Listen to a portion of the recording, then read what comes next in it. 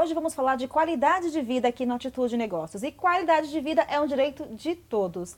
O CENIM, o Centro Integrado de Assistência a Pessoas com Câncer, tem isso como objetivo principal, garantir a qualidade de vida dos pacientes com câncer. Quem vai conversar sobre isso com a gente é a doutora Bárbara Meireles, fisioterapeuta do CENIM. Doutora Bárbara, seja bem-vinda. Obrigada, Kátia. Prazer estar aqui com vocês. Doutora Bárbara, vamos começar explicando então sobre o termo qualidade de vida. Quando a gente fala em qualidade de vida, tem uma definição específica? Sim, podemos dizer que qualidade de vida no geral, né, quer dizer saúde. Então, equilíbrio físico e mental, equilíbrio cognitivo, função emocional também em relação à ansiedade, à depressão, a autonomia das pessoas em realizar suas tarefas, seja no trabalho ou seja no ambiente familiar. Então, tudo isso é uma questão de qualidade de vida no geral. Porque tudo acaba envolvendo numa única coisa, influenciando também um ao outro. O paciente com câncer, né? Tanto quando ele recebe o diagnóstico, quanto durante o tratamento, o que mais afeta a qualidade de vida de um paciente com câncer? A gente pode dar vários exemplos, né? Então, assim, começar com uma pessoa normal, na verdade, que não tem um diagnóstico de uma doença tão impactante quanto é o câncer. Então, já é difícil, a gente vê hoje em dia pela nossa... do jeito que está o mundo aí fora, né? Que é difícil essas pessoas já terem equilíbrio físico e mental. Pessoas então aí você pega um estressadas. paciente, exatamente. E aí, então você pega um paciente que recebeu um diagnóstico com câncer ou que está em tratamento do câncer. Por exemplo, um paciente que fez uma cirurgia de mastectomia radical da mama por câncer de mama, que vai ter limitação na capacidade funcional desse membro operado. Um paciente que fez cirurgia de câncer de reto, que vai ter que fazer uso da bolsocolostomia. Ou um câncer nasal, nasofaringe de boca, que vai se alimentar via sonda. Então, como manter a qualidade de vida desse Porque paciente? altera tudo, né, na vida da pessoa. Então, o emocional, o físico, a função, tudo. É um pouco de cada parte, que um pouco num de todo. cada parte, global. E o CENIM oferece o que, exatamente, para ajudar na qualidade de vida? Várias coisas. Então, no nosso setor, né, de fisioterapia, que a gente está lá, a gente trata o paciente como um todo, de uma forma global, desde quadro álgico, que os pacientes, a grande maioria, por conta do tratamento, que é bastante agressiva, a quimioterapia, seja a cirurgia ou a radioterapia, né, dependendo do tipo de câncer, de tumor que ele tem. Então, lá a gente vai tratar desde dor, quadro álgico, tudo que a gente tem para isso, até reabilitação física. E isso no setor da fisioterapia. Temos também o setor da psicologia, então com tudo isso que o paciente está se envolvendo, como fica o psicológico e emocional dele. Então é importante também de estar tendo acompanhamento psicológico. Também temos a nutricionista, para estar auxiliando, então o paciente passa por quimioterapia, que tem muita redução, então, da função, do estado funcional total, né, de hemoglobina, plaquetas e tudo mais. Então, tem anemia. Então, tem também a nutricionista para estar orientando e auxiliando. Ou seja, né? é um serviço multidisciplinar que exatamente. É o mais indicado, né? Sim. Dentro da fisioterapia, você falou do alívio de dor, mas existem outras coisas também que vocês fazem lá com os pacientes? Tem aula de pilates?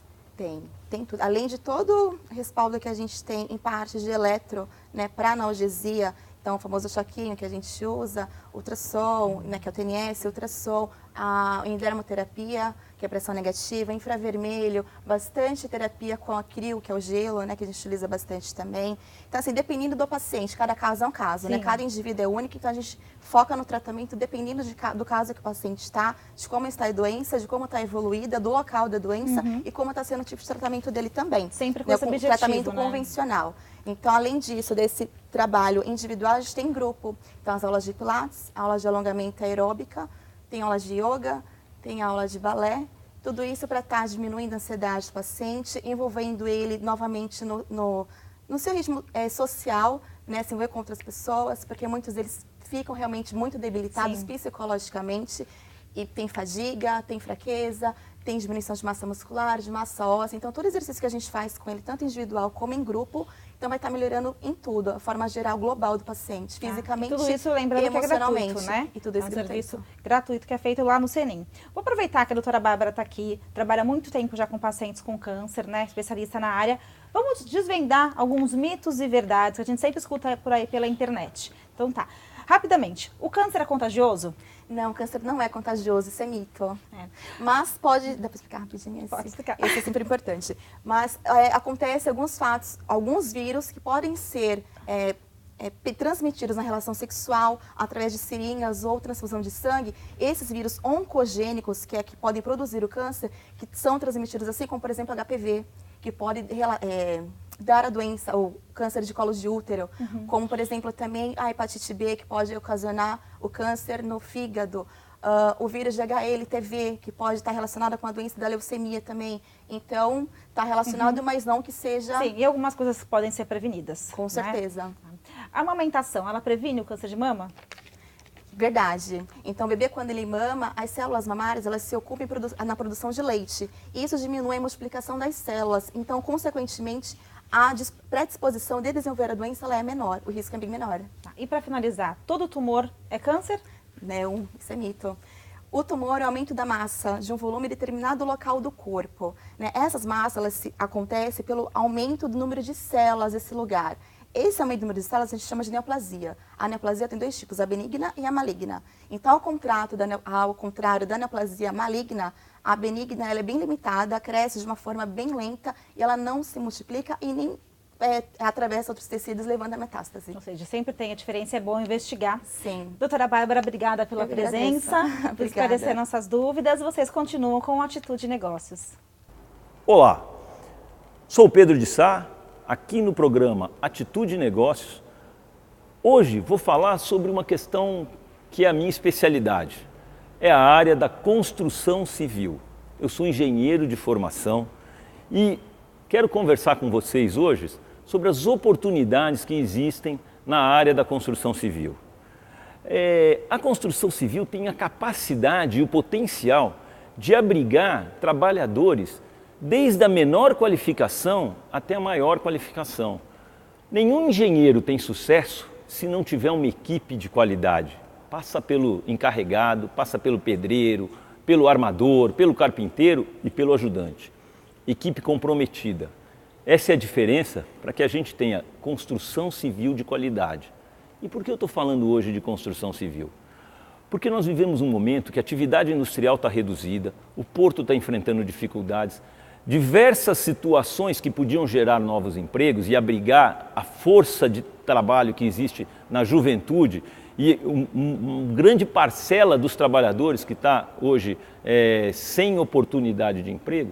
A construção civil tem o dom de abrigar todo mundo, de oferecer rapidamente uma virada de página. E na nossa região, especialmente, a carência habitacional é gigantesca. Mais da metade da população da região da Baixada Santista reside em áreas de subhabitação. Quando eu falo que a gente na construção civil tem oportunidade de aproveitar a mão de obra, eu quero dizer que não é só construindo a habitação, mas é fazendo a pavimentação, implantando rede de esgoto, melhorando o saneamento, oportunidade de emprego para todo mundo. Essa é uma das formas da gente equacionar nesses momentos de crise, que a indústria reduziu o ritmo e o porto está com uma velocidade diminuída e uma abertura de novas oportunidades diminuída. Então, as administrações públicas, mas acima de tudo, os empresários que já investem, está certo que houve um grande investimento esperando um boom imobiliário que de fato não ocorreu, gerou uma bolha e hoje a gente tem uma disponibilidade de imóveis maior do que se pretendia. Porém, a gente tem uma parte do mercado, uma parte da comunidade, dos cidadãos da nossa região que vivem muito mal, que estão numa situação de desabrigados. Então hoje parece um apelo político esse assunto construção civil, mas é a grande realidade da nossa região. A gente precisa criar formas de aproveitar a mão de obra que está desocupada, a mão de obra que está sem oportunidade no mercado formal tradicional. E uma das grandes formas de resolver isso é a gente conseguir os incentivos necessários para aumentar a produção de habitação, de infraestrutura urbana, e aí vale para toda a região. O governo do estado, os governos municipais têm feito ações pontuais, mas se focar a questão da recuperação da oportunidade de trabalho na atividade, construção civil e obras de infraestrutura, a gente com certeza vai estar permitindo que mais gente deixe de estar ociosa e possa participar da atividade produtiva. E participar da atividade produtiva gera consumo nas padarias, consumo nas atividades culturais. Hoje a gente inclusive está aqui no Museu Pelé. Quanta gente não tem acesso ao Museu Pelé porque nesse momento de crise as pessoas apertam o cinto. E isso daqui que é uma maravilha, uma construção maravilhosa, está aí ociosa por conta disso daí. Então a gente precisa gerar riqueza, a gente precisa gerar oportunidades. Você que nos acompanha deve prestar atenção nisso, deve colaborar para que isso de fato aconteça.